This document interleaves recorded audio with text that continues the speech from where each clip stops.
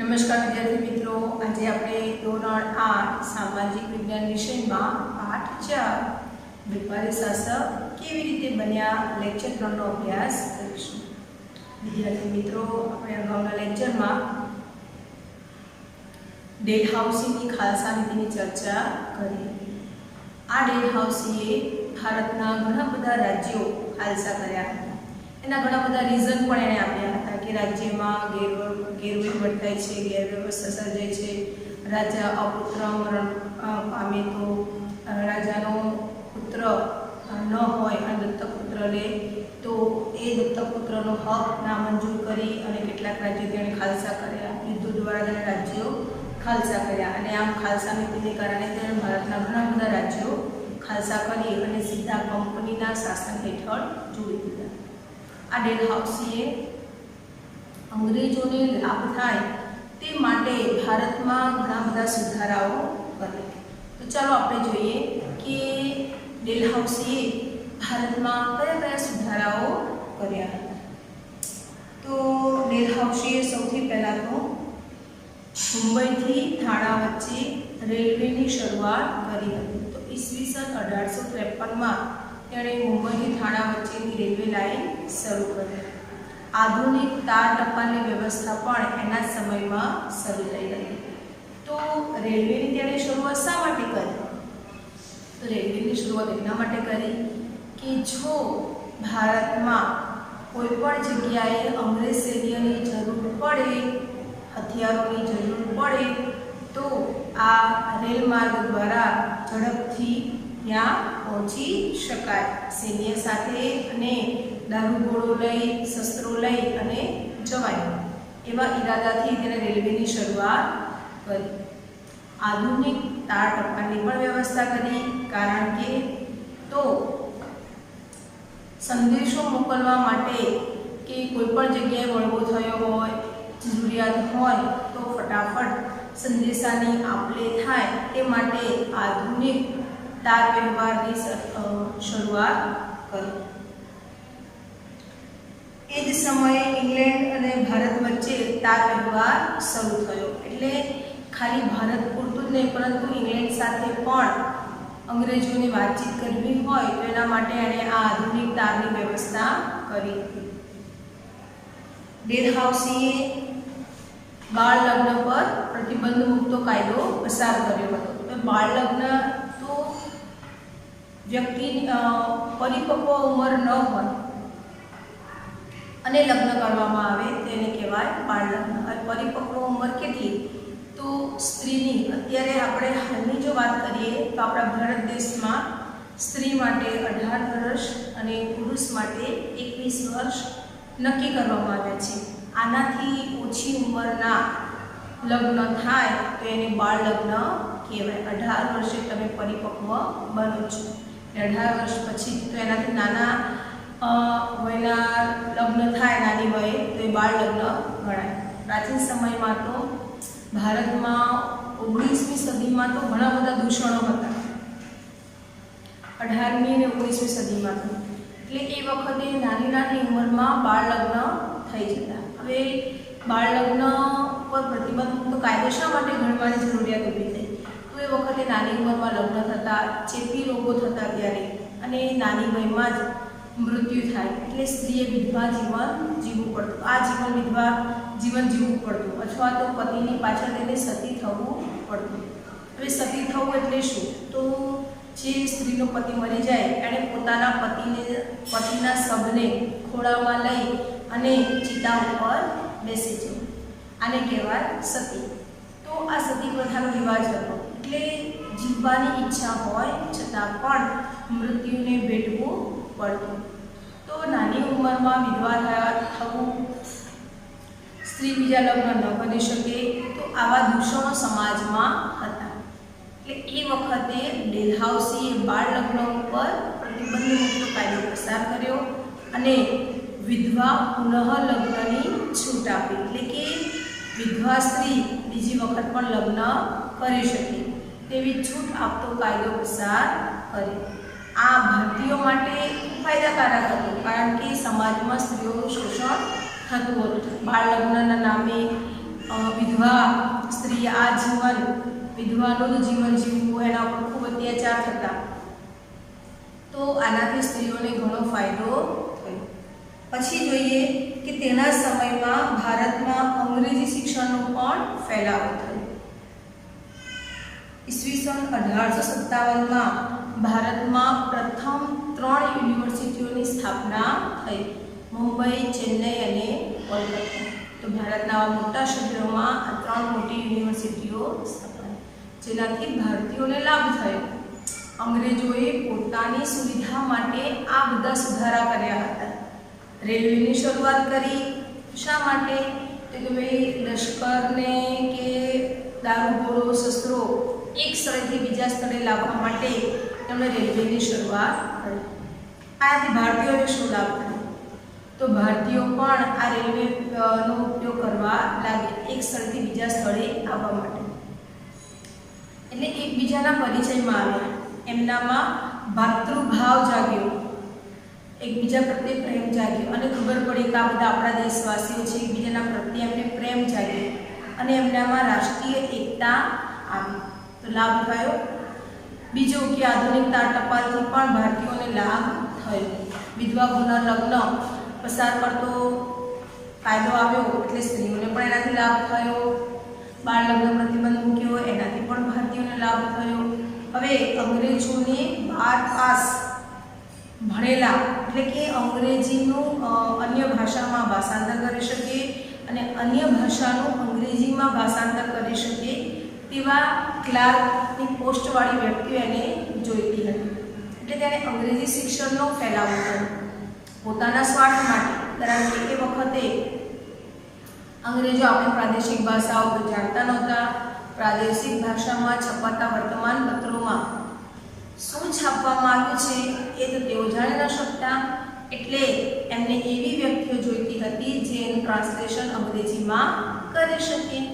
એટલે ઓછું ભણેલી વ્યક્તિઓ એમને જોઈતી હતી. એટલે એમણે અંગ્રેજી શિક્ષણ એટલે માટે દાખલ કર્યું, જેથી કરીને એમને ફાયદો થાય. પરંતુ એનો લાભ ભારતીયોને પણ મળ્યો કે તેઓ અંગ્રેજી શિક્ષણ લેતા થયા, દેશ દુનિયાથી પરિચિત થતા ગયા અને દુનિયામાં શું બની રહ્યું છે એનાથી તેઓ પરિચિત બન્યા.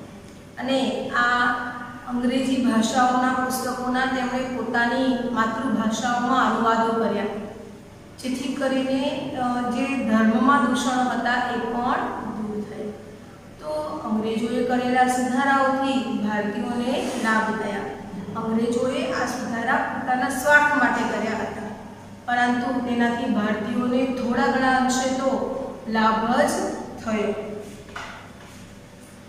આ સુધારાઓ તો અંગ્રેજ શાસનના વિસ્તાર અને વહીવટની સરળતા માટે હતા, જેનો ભારતીય પ્રજાને પાછળથી લાભ થયો. પરંતુ આ માટે ભારતની પ્રજાએ ઘણું બધું વેઠવું પડ્યું હતું. હવે જોઈએ, અહીંયા વિચારોના પાછળ 2 પ્રશ્નો આપેલા છે કે ખાલસા નીતિ અને સહાયકારી યોજનાએ અંગ્રેજોએ લગભગ સમગ્ર ભારત ઉપર થોડા સમયમાં જ સત્તા જમાવી દીધી. આવું કેમ બન્યું હશે? તો અંગ્રેજો બહુ શક્તિશાળી હતા અને ભારતના રાજાઓ એ અંદરોઅંદર લડતા હતા. એટલે ભારતના રાજાઓમાં એકતા અને સંપનો અભાવ હતો, જેનો લાભ આ અંગ્રેજોએ લીધો અને તેને કારણે તેમણે ખાલસા નીતિ અને સહાયકારી યોજના લાવ્યા અને પોતાનો સામ્રાજ્ય વિસ્તાર કર્યો. અલગ અલગ બહાના હેઠળ રાજ્યો ખાલસા કર્યા અને આવી રીતે તેઓ આ ખાલસા નીતિ અને સહાયકારી યોજના થકી સમગ્ર ભારતમાં પોતાની સત્તા સ્થાપવામાં સફળ રહ્યા. પછી બીજો પ્રશ્ન છે, 1857માં બ્રિટિશરોનો વિજય એવી વિગતવાળું પુસ્તક તમારા હાથમાં આવે, તમે વાંચો છો. હવે તમે શું પ્રતિક્રિયા કે પ્રતિભાવ આપશો? વિદ્યાર્થી મિત્રો, 1857 તો 1857માં ભારતના સ્વાતંત્ર્ય સંગ્રામ માટે પહેલી વખત વિપ્લવ થયો હતો. વિપ્લવ એટલે બળવો. પોતાની સરકાર સામે લડવું એને કહેવાય બળવો.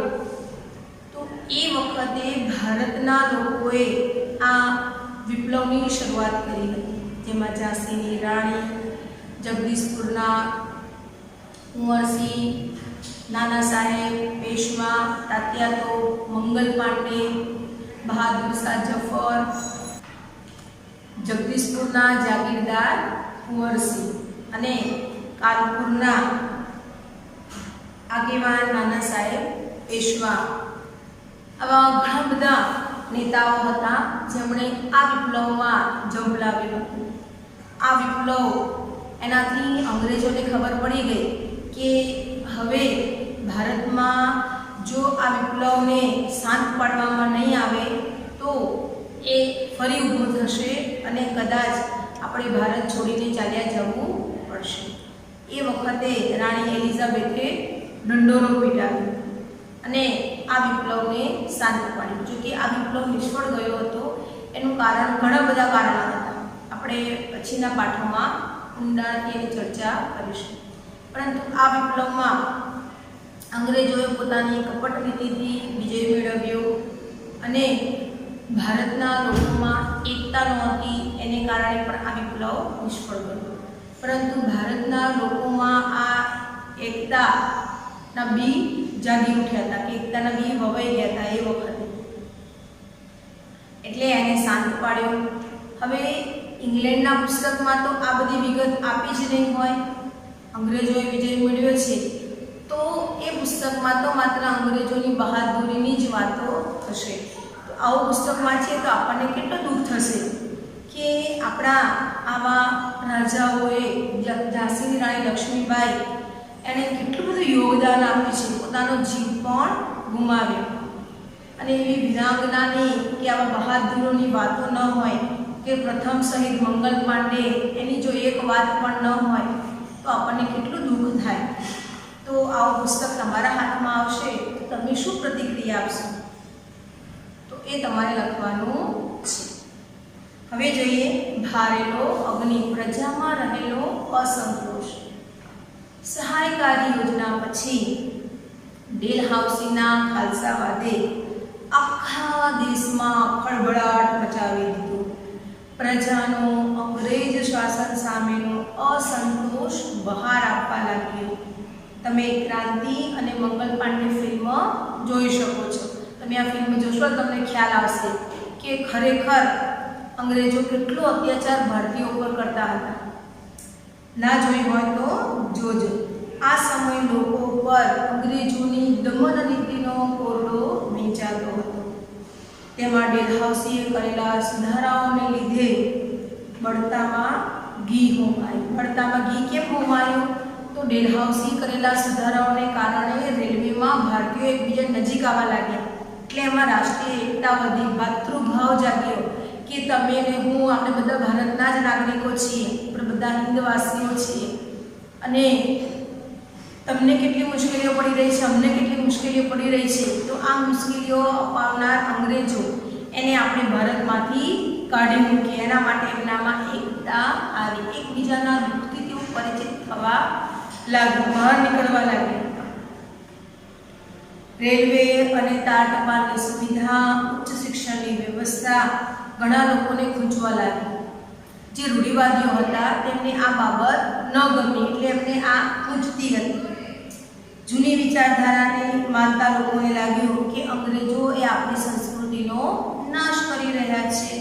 અંગ્રેજોએ કરેલા સુધારા આમ તો તેમના વહીવટની સુગમતા માટે હતા, પરંતુ ભારતીય પ્રજાને તેનાથી લાભ થયો હતો. હવે બાળ લગ્ન થતા તો એ સંસ્કૃતિ છે એવી વિચારધારા લોકોની હતી, એટલે બાળ લગ્ન ઉપર પ્રતિબંધ મૂક્યો. એટલે એવું લાગ્યું કે અંગ્રેજો આપણી જે જૂની સિસ્ટમ છે એને તોડી રહ્યા છે. વિધવા સ્ત્રી બીજી વખત લગ્ન ન જ કરી શકે, આવી રૂઢિવાદી વિચારસરણી ધરાવતા લોકોને એવું લાગ્યું કે અંગ્રેજો આપણી સંસ્કૃતિનો નાશ કરી રહ્યા છે. પણ તે માટે ઘણી કિંમત ચૂકવવી પડી હતી. લોકોમાં અસંતોષની આગ હવે જ્વાળામુખી કે અગનજ્વાળાઓનું સ્વરૂપ ધારણ કરવા લાગી હતી. અને આ અસંતોષ એટલે 1857નો સ્વાતંત્ર્ય સંગ્રામ. વિદ્યાર્થી મિત્રો, આ વિપ્લવ જ્યારે તમે ભણશો ત્યારે તમને ખૂબ જ મજા આવશે, તમારામાં પણ એક જોશ આવી જશે. અને ખરેખર જો એ 1857ના વિપ્લવમાં બધા જ ભારતીયો એક થઈ અને જો અંગ્રેજોની સામે લડ્યા હોત તો કદાચ આજે ભારતનો ઇતિહાસ બદલાઈ ગયો. 1857માં જ આપણને આઝાદી મળી ગઈ હોત, આપણે 1947 સુધી રાહ ન જોવી પડી હોત, કદાચ ભગતસિંહ, સુખદેવ કે રાજગુરુ જેવા અનેક નામી અનામી ક્રાંતિકારીઓએ પોતાનો જીવ ન ગુમાવ્યો હોત, ગાંધીજી જેવા સક્ષમ નેતા એમને અહિંસા માટે આ આંદોલન દરમિયાન કેટલી વાર જેલવાસ ભોગવ્યો હતો એ એમને ભોગવવો ન પડ્યો હોત, અંગ્રેજોની ગોળીઓનો કેટલા ભારતીયો શિકાર બન્યા, આ ઘટનાઓ કદાચ ન બની અને ભારતનો ઇતિહાસ એ કંઈક જુદો હોત અને આઝાદીના કેટલા વર્ષો આજે આપણે વિતાવી ચૂક્યા હોત. પરંતુ એમ ન બન્યું. એનું કારણ કે ભારતીયોમાં એકતા નહોતી અને આ એકતાના અભાવે જ અંગ્રેજો ભારતમાં સત્તા જમાવી શકે. તો ખ્યાલ આવે વિદ્યાર્થી મિત્રો કે વેપાર કરવા આવેલી પ્રજા એ ભારતમાં કેવી રીતે ટકી ગઈ અને એક વેપારીમાંથી કેવી રીતે શાસક બની એ આપણે જોયું. હવે આપણે સ્વાધ્યાયની ચર્ચા કરીએ. પહેલો પ્રશ્ન છે, ભારતના રેખાંકિત નકશામાં ડેલહાઉસીએ ખાલસા કરેલા સતારા, નાગપુર અને ઝાંસીને દર્શાવો. તો ચાલો આપણે નકશા દ્વારા જોઈએ. તમે નકશામાં જોઈ શકો છો સતારા, નાગપુર અને ઝાંસી. હવે પ્રશ્ન 2, સહાયકારી યોજના અને ખાલસા નીતિથી અંગ્રેજોને શું ફાયદો થયો? તો સહાયકારી યોજનાથી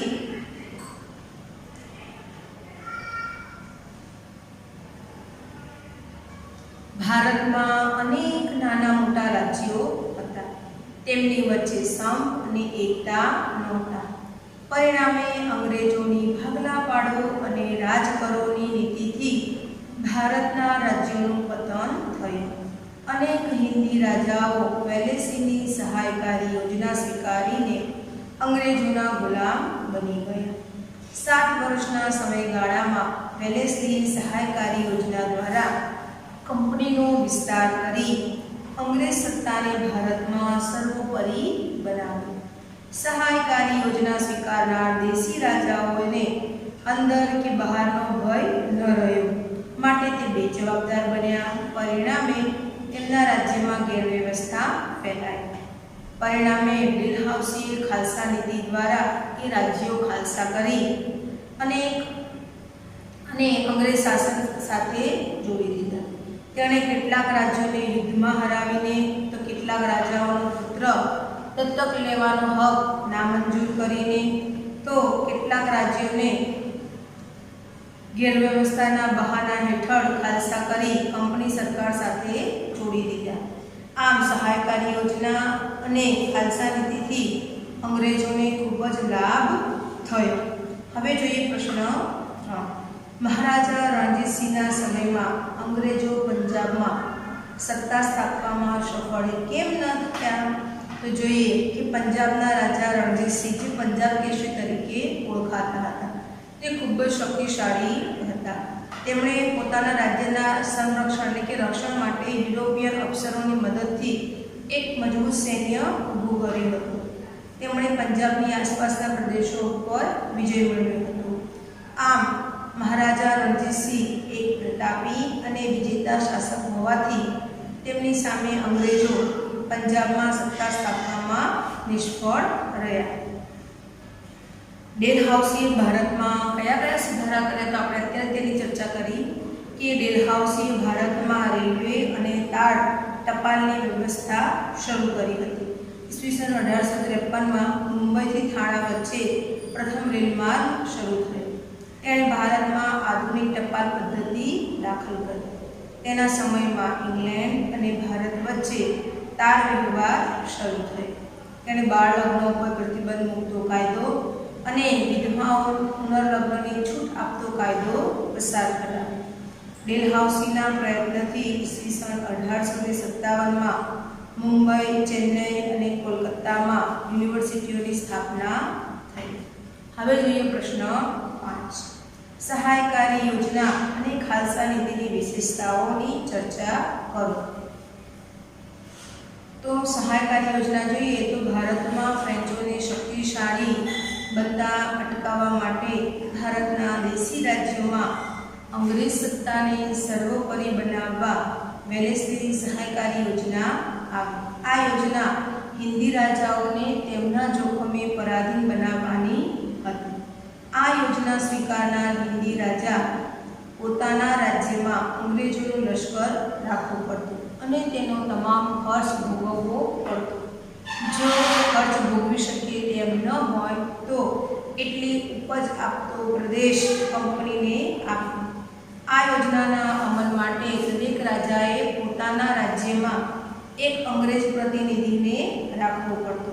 આ યોજના સ્વીકારનાર રાજા પોતાના રાજ્યમાં અંગ્રેજ સિવાય અન્ય કોઈ પરદેશીઓને નોકરી રાખી શકતો નહીં. આ યોજના મુજબ રાજાઓ અંગ્રેજ સૈન્ય તો મળતું પરંતુ તેનો તે લાભ લઈ શકતા નહીં. ભારતના દેશી રાજાઓ માટે આ સહાયકારી યોજના મીઠા ઝેર જેવી સાબિત થઈ.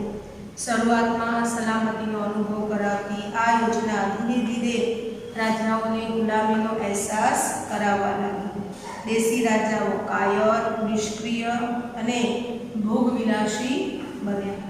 તેમનું યુદ્ધ કૌશલ્ય અને શૂરવીરતા નાશ પામી. ખાલસા નીતિ એટલે રાજાની સત્તાનો અંત લાવી તેના રાજ્યને સીધું જ અંગ્રેજ શાસન હેઠળ જોડી દે. ખાલસા નીતિ લોર્ડ ડેલહાઉસી અપનાવી સામ્રાજ્યવાદી નીતિ હતી. આ નીતિનો તેણે 3 રીતે અમલ કર્યો કે રાજાના રાજ્યમાં ગેરવહીવટનું બહાનું કાઢી રાજ્ય ખાલસા કરવામાં આવતું. દાખલા તરીકે અયોધ્યાનું રાજ્ય બિનવારસી મૃત્યુ પામેલા રાજાનો પુત્ર દત્તક લેવાનો હક નામંજૂર કરી રાજ્ય ખાલસા કર્યા. જેમ કે સતારા, જેતપુર, ઝાંસી, સંબલપુર, નાગપુર, આરકટ, તાંજોર અને કર્ણાટક. તેણે યુદ્ધ દ્વારા જીતેલા રાજ્યો ખાલસા કર્યા. જેમ કે શીખોને યુદ્ધમાં હરાવીને પંજાબ ખાલસા કર્યું. તેવી જ રીતે મ્યાનમારના રાજાને હરાવીને તેના પાસેથી રંગૂન અને પેગુનો પ્રદેશ પડાવી લીધો.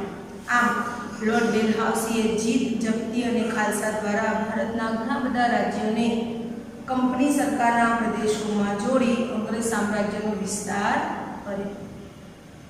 તો વિદ્યાર્થી મિત્રો, ખ્યાલ આવ્યો ને કે કેવી રીતે અંગ્રેજોએ સહાયકારી અને ખાલસા નીતિ દ્વારા ભારતમાં પોતાની સત્તાને સર્વોપરી બનાવી. હવે અહીંયા તમને એક પ્રશ્ન આપ્યો છે કે આ એકમ શીખ્યા પછી અંગ્રેજો વિશેના તમારા વિચારો લખો. તમારા વિચાર એટલે અંગ્રેજો વિશે તમે શું વિચારો છો, તે કેવા હતા? કપટી, ચાલબાજ, છળકપટ કરનારા, બુદ્ધિશાળી અને સ્વાર્થી હતા. આ મારું મંતવ્ય છે. પરંતુ તેમને કરેલા ઘણા લાભોથી મારું મન ક્યારેક એવું પણ થાય છે કે તેઓ સારા હતા. કારણ કે તેમને બાળ લગ્ન પ્રતિબંધનો કાયદો મૂક્યો હતો અને વિધવાઓને પુનર્લગ્નની છૂટ આપી હતી અને આપણને અંગ્રેજી શિક્ષણની વ્યવસ્થા કરી આપી. આપણા માટે યુનિવર્સિટીઓની સ્થાપના કરી. એમના પોતાના સ્વાર્થ માટે કરી હતી, છતાં પણ તેનાથી આપણને તો લાભ થયો. એટલે બે પ્રમાણેના વિચારો છે. તમારા શું વિચારો છે એ તમારે તમારી નોટમાં લખવાના રહેશે. ખ્યાલ આવે વિદ્યાર્થી મિત્રો? અહીંયા આપણો પાઠ પૂરો થયો. તમારે નોંધ સાથે 2 વિચારોના પ્રશ્નો અને સ્વાધ્યાય ખૂબ સારા અક્ષરે સામાજિક વિજ્ઞાનની નોટમાં લખવાનું રહેશે. જો ચલાવેલા કોઈ પણ ટોપિકમાં તમને ખ્યાલ ન આવ્યો હોય તો તમે કોમેન્ટ કરી શકો છો. આપણે ફરી એના પછીના લેક્ચરમાં તેની ચર્ચા કરીશું. અસ્તુ.